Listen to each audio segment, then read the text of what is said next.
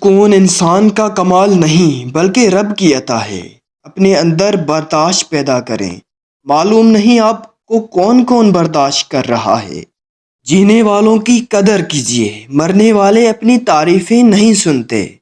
زندگی ہلکی پھلکی ہے، بوجھ تو سارا خواہشات کا ہے۔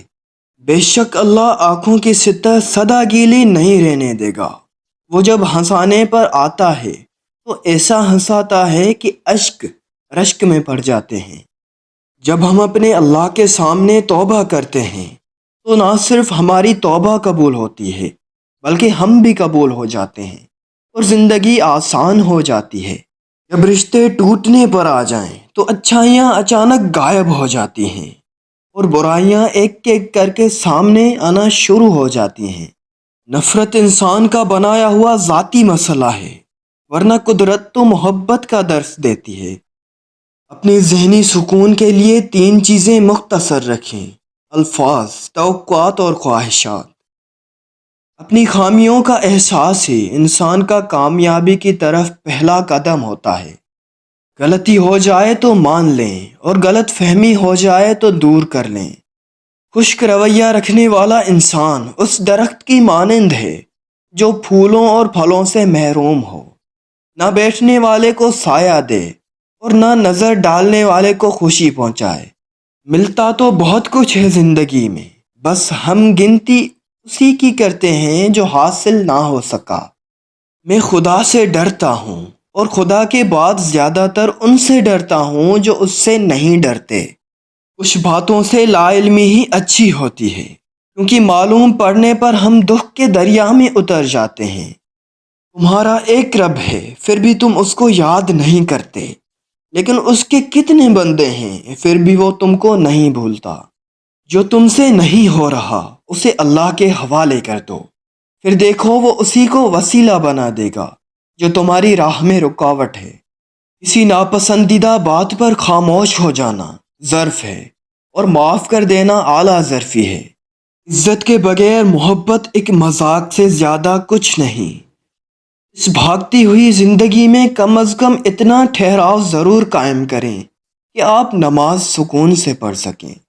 وقت بھی کتنی عجیب چیز ہے، کسی سے گزرتا نہیں اور کسی کے پاس ہوتا نہیں۔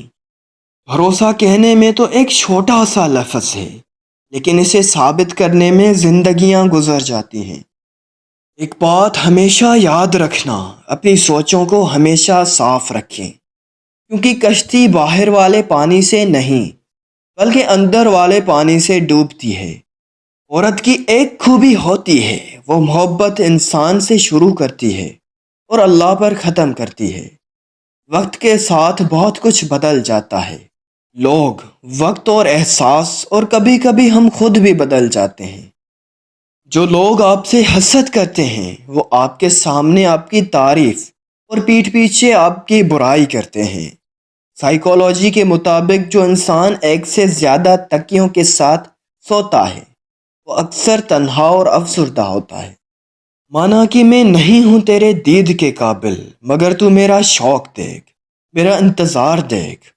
جب کسی انسان کو یہ سمجھ آنے لگتا ہے کہ وہ غلط ہے تو وہ ٹھیک ہونے لگتا ہے۔